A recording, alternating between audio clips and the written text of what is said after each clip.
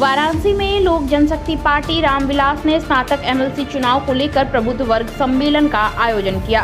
कार्यक्रम में मुख्य अतिथि एवं पार्टी के उत्तर प्रदेश प्रभारी अरुण भारती ने कहा कि प्रबुद्ध वर्ग के सहयोग से पार्टी स्नातक एमएलसी चुनाव में ऐतिहासिक जीत दर्ज करेगी। उन्होंने दावा किया कि आगामी विधानसभा चुनाव में पार्टी उत्तर प्रदेश की सभी 403 सीटों पर मजबूती से चुनाव लड़ेगी। वहीं पार्टी के स्नातक एमएलसी प्रत्याशी प्रशांत कुमार श्रीवास्तव पिंटू ने कहा कि शिक्षकों, अधिवक्ताओं, स्नातकों और युवाओं की समस्याओं को विधान परिषद में प्रमुखता से उठाया जाएगा। सम्मेलन में बड़ी संख्या में अधिवक्ता, शिक्षक, चिकित्सक, बुद्धिजीवी और पार्टी कार्यकर्ता मौजूद रहे।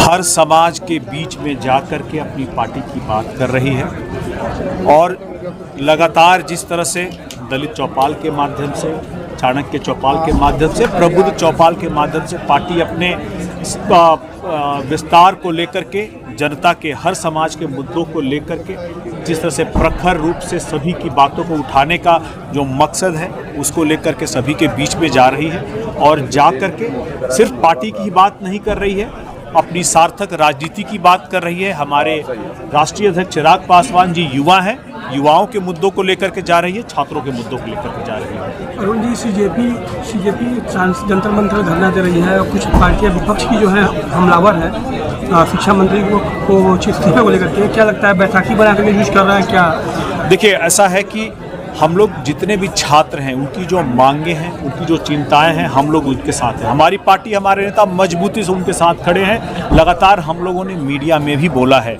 हम वहाँ पर थोड़ी सी हमारी मत भिन्न हो जाते हैं जब इन छात्रों की स्वतः खुद से आई हुई इतनी बड़ी जो उनकी फौज है उस पर कुछ राजनीतिक दल नेता करने के लिए, अपनी राजनीति चमकाने के लिए और उस भीड़ पर पलने के लिए आ जाते हैं। आप याद कीजिए, छात्र 22 जून से लगातार वहाँ पर डटे हुए हैं।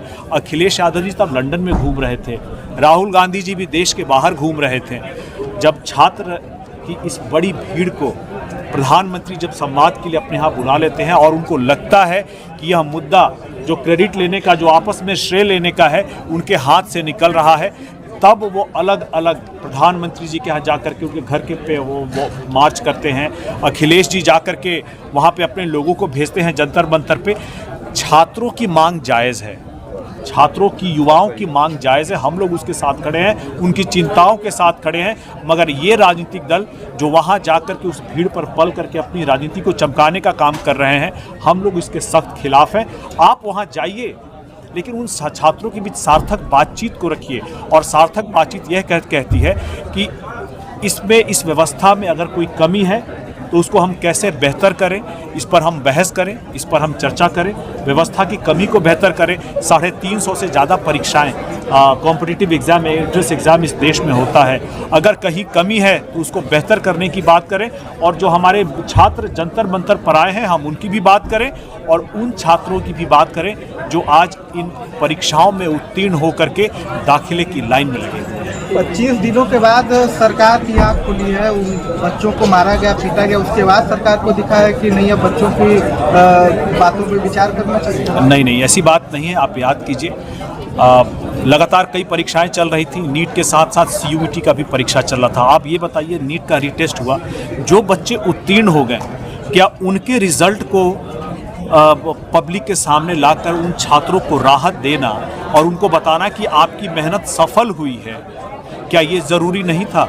और जब उन मांगों को लाया गया तब उन छात्रों के पास भी यह संदेश भेजा गया कि आइए आपसे हम बात करते हैं। राजनीतिक दल यहाँ पर सिर्फ श्रेय लेने की होड़ में घुसे। सार्थक बात तो हमारी सरकार करती रही, दिल्ली में उनको बुला करके बात करती रही, उनकी मांगों पर विचार की और आज इस स्तर पर है जब सोनम वांगचुक जी अपना हड़ताल ख़त्म कर चुके हैं और जो आज अपने वहाँ छात्र खड़े, उनको कहा गया है कि आप बिल्कुल अनशन कीजिए, कानून के दायरे में रहकर कीजिए, हम आपकी सब चिंताओं के साथ हैं।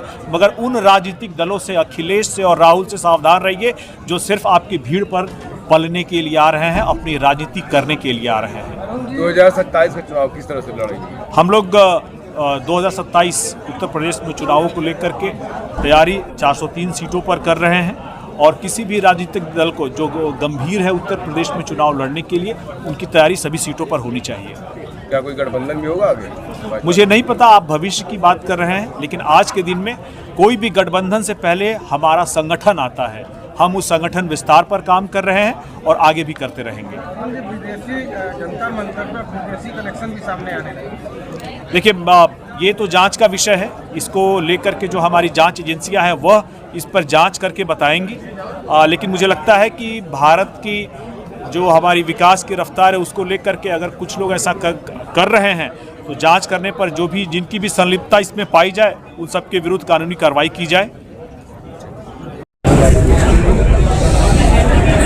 आज यहाँ पर अबूझ चौपाल लगा, दस मीटर का क्या कहना? मैं प्रशांत श्रीवास्तव, प्रत्याशी सदस्य विधान परिषद स्नातक वाराणसी खंड प्रभारी इस समय हमको बनाया गया यहाँ पे लोक जनशक्ति पार्टी द्वारा। और मैं जो है यहाँ पे अपने चुनाव को मद्देनजर रखते हुए प्रबुद्ध प्रकोष्ठ का प्रोग्राम यहाँ पे किया गया, जिसमें माननीय अरुण भारती जी यहाँ पे आए और उनके द्वारा जो है आप लोगों से वार्ता करके बताया गया 403 विधानसभा पे पूरी अपनी पार्टी चुनाव लड़ेगी। किस रणनीति के तहत आपने चुनाव लड़ा?